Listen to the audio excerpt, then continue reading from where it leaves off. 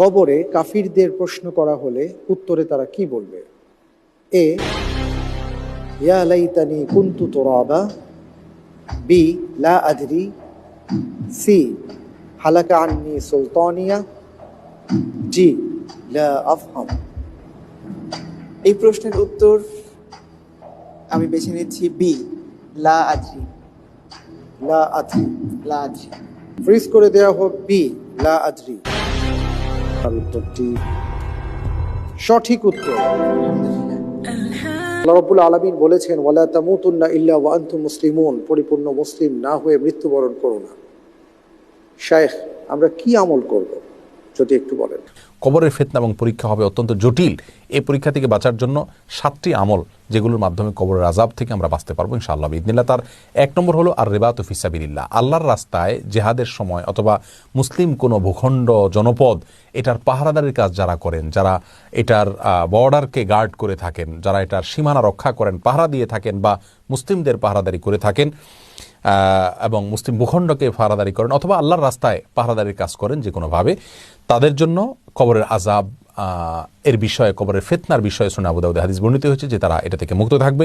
দ্বিতীয় হলো শহীদ, আল্লাহ সুবহানাহু ওয়া তাআলা তাদেরকেও কবরের আযাব থেকে মুক্ত রাখবেন, কবরের ফিতনা তারা মুখোমুখি হবেন না। তৃতীয়ত হলো সূরা মুলক যে ব্যক্তি পাঠ করবে।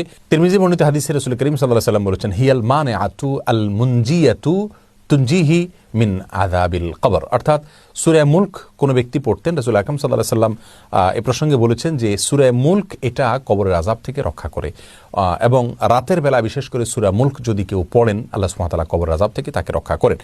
4 নম্বর আমল হলো জুমার দিনে অথবা জুমার রাতে, জুমার রাত বলতে বৃহস্পতিবার দিবাগত রাতকে বোঝানো হয়, আর জুমার দিন বলতে শুক্রবার দিনকে বলা হয়। এই সময়ের ভিতরে যদি কারোর মৃত্যু হয়, তাহলে সেক্ষেত্রে আহমদ এবং তিরমিজি, মুসনাদ আহমদ এবং তিরমিজি বর্ণিত হাদিসে আসছে ওই ব্যক্তিকে আল্লাহ সুবহানাহু ওয়া তাআলা কবরের ফিতনা থেকে, আযাব থেকে রক্ষা করেন।